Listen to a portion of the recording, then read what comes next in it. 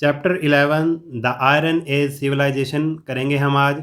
इस चैप्टर को हम पार्ट्स में करेंगे और सभी पार्ट्स आपको इसी वीडियो की डिस्क्रिप्शन में मिल जाएंगे।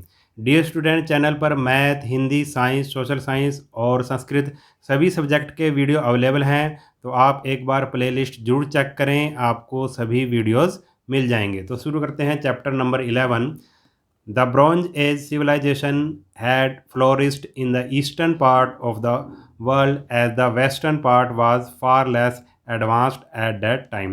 जो ब्रॉन्ज एज सिविलाइजेशन थी वो वर्ल्ड के ईस्टर्न पार्ट में फ्लोरिस्ट हुई, यानी कि फली फूली, मगर जो वेस्टर्न पार्ट था जो वर्ल्ड का, वो अभी इतना एडवांस नहीं था। Around 1200 BC the iron age followed the bronze age. और आज से मतलब कहने का मतलब 1200 BC में ब्रॉन्ज एज के बाद आयरन एज की शुरुआत हुई, यानी कि ब्रॉन्ज एज के बाद कौन सी एज आई? आयरन एज आई। यानी कि ब्रॉन्ज एज में जो आदमी था वो ब्रॉन्ज का इस्तेमाल करता था, मगर आयरन एज में अब उसने लोहे की खोज कर ली थी और फिर वो लोहे का इस्तेमाल करने लगा। ठीक है, और ये बात है आज से 1200 BC की। 1200 BC का मतलब क्या हुआ? देखो, अगर हम अब बात करें तो मान लो चल रहा है 2021 अगर चल रहा है ये साल, तो 1200 BC का मतलब है इसमें 1200 और ऐड कर दो। हमने 1200 इसमें और ऐड कर दिया जो अब चल रहा है। ठीक है, तो हमारे पास आ गया 3221 ईयर्स, यानी कि आज से कितने पहले की बात है ये? 3221 ईयर्स, लगभग इतने साल पहले की, यानी कि 3000 से लेके 3500 ईयर्स पहले की ये बात है। ठीक है, तब आयरन एज की शुरुआत हुई थी। The discovery of the iron led to manufacturing of stronger tools like sickle, shovel, spades, axe, saw, nails, etc। जब डिस्कवरी ऑफ आयरन यानी कि जब लोहे की खोज हुई, आदमी ने लोहे की खोज की, तो फिर क्या क्या बनने लगा भाई? Manufacturing of stronger tool. अब स्ट्रॉन्गर जो औजार है, मजबूत औजार बनने लगे, जैसे कि दराती हो गया, शावल हो गया, ठीक है, स्पेड्स हो गया, यानी ये क्या है? शावल और स्पेड्स क्या है? खोदने के, जैसे खुरपा, कस्सी वगैरह, ठीक है, फावड़ा, एक्स, कुल्हाड़ी, आरी, नेल्स, कीलें, जब ये बनाने लगा तो स्ट्रॉन्गर टूल्स मतलब बनने लगी जब लोहे की खोज हुई। They help in variety of occupation, और इन चीज़ों ने बहुत से कामों में मदद की। ठीक है, फॉर एग्जाम्पल कौन कौन से काम? The axe help in clearing of jungle which led to large scale cultivation. जो एक्स थी, कुल्हाड़ी की मदद से, लोहे की कुल्हाड़ी की मदद से आदमी ने जंगलों को साफ़ किया और फिर बड़े पैमाने पर क्या करी भाई? कल्टीवेशन, यानी कि खेती बाड़ी की। There was an increase in number of cities and town. फिर क्या हुआ भाई? नंबर ऑफ सिटीज़, शहर बढ़ने लगे, टाउन बढ़ने लगे। ठीक है, they become the centre of trade and craft. और ये जो सिटीज़ और टाउन थे वो व्यापार के केंद्र बन गए, कला के केंद्र बन गए। ठीक है, many civilization started developing around the Mediterranean sea. और जो मेडिटेरेनियन सी है, समुद्र है, उसके आसपास बहुत से जो सिविलाइजेशन है वो क्या होनी चाहिए? डेवलप होनी शुरू होगी, विकसित होनी शुरू होगी। Trade between different part of the world, migration of people and changes in territory due to wars help in the exchange of ideas. तो ट्रेड होने लगा, यानी कि व्यापार होने लगा, ठीक है, अलग अलग देशों के बीच में, different part of the world. और माइग्रेशन ऑफ पीपल, लोग एक जगह से दूसरे जगह पर जाने लगे। चेंजेस इन टेरिटरी, उन मतलब एक कहने का मतलब, चेंजेस इन टेरिटरी का मतलब है जैसे एक देश दूसरे पे अधिकार कर ले, ठीक है, तो उसकी टेरिटरी बढ़ जाएगी। ठीक है, तो उसका मतलब जगह बढ़ जाएगी, उसका क्षेत्र बढ़ जाएगा। ठीक है, इस और ड्यू टू वार्स, लड़ाइयों के कारण चेंजेस इन टेरिटरी हुई, यानी कि राज्य बदले। इसके कारण क्या हुआ? एक्सचेंज ऑफ आइडियाज़ हुआ, लोगों ने एक दूसरे से सीखा। ठीक है, एक्सचेंज ऑफ आइडिया का मतलब एक दूसरे का ज्ञान उन्होंने प्राप्त किया, एक दूसरे को सीखने को मिला। ठीक है, this in turn help in the development of the knowledge of art and craft. इसके कारण क्या हुई भाई? किसका विकास हुआ? Knowledge of art and craft, कला और जो क्राफ्ट वगैरह थी उसमें क्या हुई भाई? नॉलेज हुई, उसमें बढ़ोतरी हुई। ठीक है, उसमें विकास हुआ। Barter system was replaced by the use of currency. अब पहले क्या था भाई? बार्टर सिस्टम था। बार्टर सिस्टम की जगह अब किसने ले ली भाई? करेंसी ने ले ली। जैसे अब हम किसका यूज़ करते हैं? करेंसी का यूज़ करते हैं। अगर हमें कोई सर्विस चाहिए या कोई का मतलब कोई चीज़ ख़रीदना चाहते हैं तो हमें पैसा देना पड़ेगा, यानी कि करेंसी देनी पड़ेगी। तो पहले सिस्टम क्या था भाई, उस करेंसी से पहले सिस्टम क्या था, बार्टर सिस्टम था। बार्टर सिस्टम का मतलब ये होता है कि भाई एक वस्तु की जगह पे दूसरी वस्तु को देना। जैसे मान लो किसी के पास गेहूँ है, ठीक है, और किसी के पास आप कह सकते हैं भाई दूसरी चीज़ है चावल है, ठीक है, तो गेहूँ वाला उससे चावल ले लेगा और जो चावल वाला है उससे गेहूँ ले लेगा। आपस में वो चीज़ों को क्या कर लेंगे भाई, एक्सचेंज कर लेंगे। या फिर सर्विस को भी एक्सचेंज कर सकते हैं। मान लो कोई मकान बना रहा है तो पहले कोई दूसरा व्यक्ति उसकी मदद करने के लिए आ जाएगा, ठीक है, तो उसने उसकी मदद की। ऐसी जब वो व्यक्ति मकान बनाएगा तो वो वाला व्यक्ति उसकी मदद करने के लिए आ जाएगा। यानी कि पहले क्या था भाई, बार्टर सिस्टम था, पैसे यानी कि करेंसी वाला सिस्टम नहीं था। तो इस युग में क्या हुआ भाई, बार्टर सिस्टम की जगह अब करेंसी सिस्टम आ गया, ठीक है, यूज़ ऑफ करेंसी शुरू हो गई। अब आगे है the iron age is usually associated, do you know में, associated with the painted grey ware. Iron age को किससे एसोसिएट किया जाता है, किससे उसको किया जाता है भाई, पेंटेड ग्रे वेयर। यानी कि इस जो ज़माने में क्या था भाई, पेंटेड ग्रे वेयर बनते थे। अब ये पेंटेड ग्रे वेयर यानी कि बर्तन कैसे बनते थे, अब इसको देख लेते हैं क्या होता है। It refers, painted grey ware का मतलब है, it refer to the ceramics which have been fired grey and painted with black design. इसमें क्या होता था भाई, पेंटेड ग्रे वेयर का मतलब क्या होता था कि भाई इसमें जो सेरेमिक्स हैं, मिट्टी या वगैरह क्ले वगैरह से जो बर्तन बनाए जाते थे उनको आग में खूब पकाया जाता था, ठीक है, ग्रे कर दिया जाता था।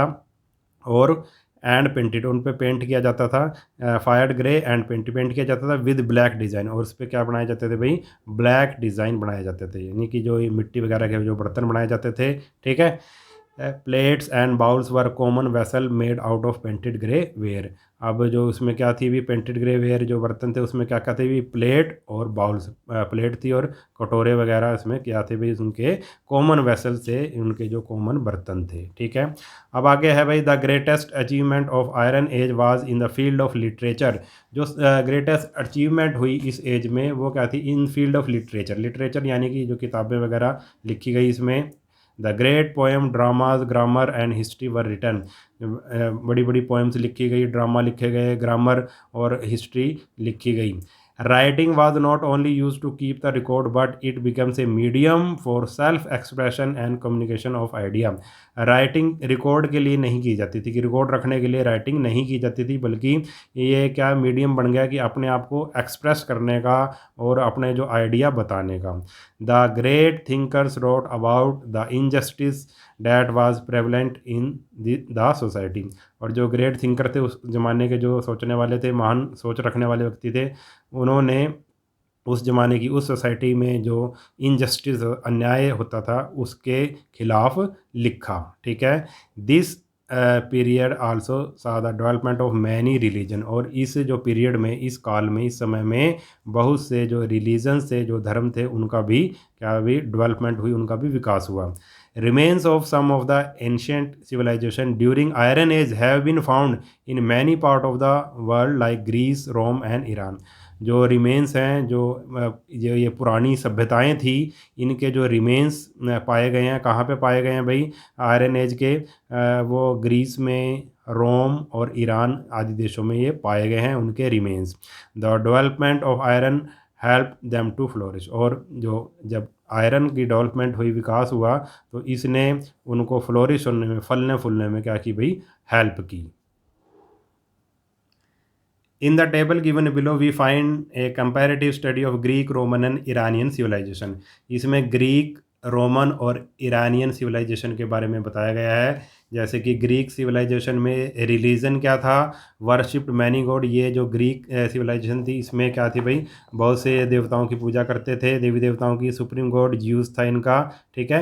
ऑक्यूपेशन क्या था, एग्रीकल्चर, खेती बाड़ी करते थे। शिप बिल्डिंग, जहाज़ वगैरह बनाते थे।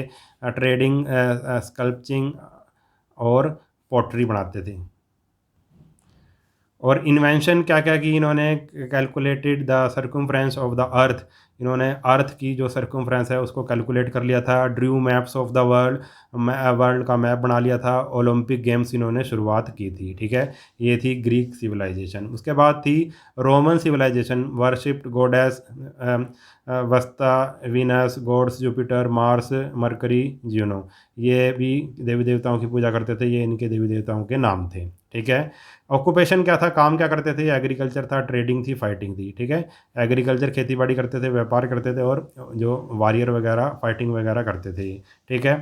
अब इन्वेंशन क्या क्या खोज की इन्होंने, concrete, water system, roads, Latin names of month, Roman laws, ये इन्होंने कुछ खोजें की थी। वाटर सिस्टम की, जैसे कंक्रीट की खोज की थी, ठीक है। वाटर सिस्टम की, सड़कें कैसे बनानी है। लैटिन नेम्स ऑफ मंथ्स जो हैं उनके नेम्स दिए उन्होंने। रोमन लॉज थे जो, वो दिए इन्होंने, ठीक है। उसके बाद आ गया ईरानियन सिविलाइजेशन। इसमें क्या था, वर्शिप्ड गॉड इंद्र, ये भी देवी देवताओं की पूजा करते थे, जैसे कि इंद्र है, वायु है, मित्रु है, फायर है, और जो रेस्ट्रिक्निज्म, ठीक है, इसमें इसका विश्वास था। ट्रेडिंग, व्यवसाय क्या था, इनकी ऑक्यूपेशन क्या क्या था। ऑक्यूपेशन में ये करते थे भी, ट्रेडिंग, व्यापार करते थे। शिप बिल्डिंग, जहाज बनाते थे पानी के। क्राफ्ट, सिल्क वीविंग, ठीक है, क्राफ्ट वगैरह करते थे, और जो रेशम का कपड़ा बुनते थे। पोट्री है, मेटल वर्क है, और जैम कटिंग है, ठीक है। अरेमिक्स, इन्होंने एक स्क्रिप्ट की खोज की थी, यानी कि कहने का मतलब है, अरे जैसे कि हमारी अल्फ़ाबेट होती है ABC, ठीक है, इस तरह से इन्होंने एक स्क्रिप्ट बनाई थी भाषा के लिए। Decoration of palaces with gold, silver, precious stones, ebony and Ivory, इन्होंने जो डेकोरेशन करते थे ये किसकी, महलों वगैरह की, किसके साथ, गोल्ड के साथ, सिल्वर के साथ, और जो महंगे महंगे पत्थर होते हैं, एबोनी ये लकड़ी होती है, और आइवरी हाथी दांत से वो महलों की क्या करते थे, सजावट करते थे, ठीक है। ये इनकी क्या थी, इन्वेंशन थी। Now let us study about another important of Iron Age civilization that existed in India, the Vedic civilization। अब हम किसकी बात करेंगे, एक आयरन एज सिविलाइजेशन और है, जिसको हम जो इंडिया में हुई थी उसको बोलते हैं हम द वैदिक सिविलाइजेशन। और इस चैप्टर में हम वैदिक सिविलाइजेशन के बारे में ही डिटेल से पढ़ेंगे, ठीक है। ये इन सिविलाइजेशन के बारे में हम डिटेल से नहीं पढ़ेंगे जो हमने की थी, ग्रीक, रोमन और आयरन ईरानियन, ठीक है। हम पढ़ेंगे किसके बारे में, वैदिक सिविलाइजेशन के बारे में पढ़ेंगे जो इंडिया में हुई थी, ठीक है। तो वैदिक सिविलाइजेशन क्या है उसके बारे में देख लेते हैं। द वर्ड वेदा और ऋग मीन्स नॉलेज। जो वेद का मतलब है, वेद से ही वैदिक बना है, और या फिर ऋग, वेद कह लो या ऋग कह लो, इसका मतलब होता है नॉलेज, ठीक है, ज्ञान। The knowledge content in Vedas is for the whole mankind. जो वेदों में नॉलेज है वो सभी के लिए है, पूरे मनुष्य जाति के लिए है। The because of the term Veda, the period of Indian history is called the Vedic period, as Vedas are the main source of information about this period। और इसी टर्म वेद के कारण ही इंडियन हिस्ट्री के इस पीरियड को वैदिक पीरियड कहा जाता है, ठीक है। क्योंकि जो वेद हैं वो उस समय का, क्योंकि वेद लिखे गए थे और वेद उस समय के क्या थे भाई, इंपॉर्टेंट सोर्स ऑफ इंफॉर्मेशन है, ठीक है। वेदों से ही हमें उस समय का पता लगता है, वैदिक पीरियड का पता लगता है, इसलिए वेद के नाम से ही इस पीरियड को वैदिक पीरियड कहा गया। देर आर 4 वेदास, ऋग्वेद, सामवेद, यजुर्वेद और अथर्ववेद। 4 वेद थे भाई, यह ऋग्वेद, सामवेद, यजुर्वेद और अथर्ववेद 4 वेद हैं। द वैदिक period can be divided into early Vedic period and later वैदिक पीरियड। और वैदिक पीरियड को भी हम 2 पीरियड में डिवाइड कर सकते हैं, अर्ली वैदिक पीरियड और लेटर वैदिक पीरियड। जो शुरुआती वैदिक पीरियड था और जो बाद वाला वैदिक पीरियड था, ठीक है, इसमें हमने इसको डिवाइड कर दिया। The early Vedic period is also referred as the Rig Vedic period, as the Rigveda provide us information about this period. और जो अर्ली वैदिक पीरियड है उसको ऋग वैदिक पीरियड भी बोलते हैं, क्योंकि ऋग्वेद के द्वारा हमें उस काल के, उस समय के इंफॉर्मेशन के बारे में पता लगता है कि वो समय कैसा था। The rest of the Vedic literature, Yajurveda, Samaveda, Atharvaveda, Brahmanas, Aranyak and Upanishad provide information about the later Vedic period, which is also known as the Epic Age। और जो बाद का जो था हमारे पास लेटर वैदिक पीरियड था, बाद का वैदिक पीरियड था, उसकी इंफॉर्मेशन हमें यजुर्वेद, सामवेद, अथर्ववेद, ब्राह्मण, अरण्यक और उपनिषद आदि से हमें मिलती है। और इस एज को लेटर वैदिक पीरियड या फिर एपिक एज भी बोला जाता है। अब डू यू नो में भी देख लेते हैं एक बार हम। Rigveda is the oldest Veda composed about 3500 year ago. Rigveda सबसे पुराना वेद है और इसको लगभग आज से 3500 साल पहले लिखा गया था, 3500 साल पहले लिखा गया था। This includes more than 1000 hymns known as Sukta which means well said।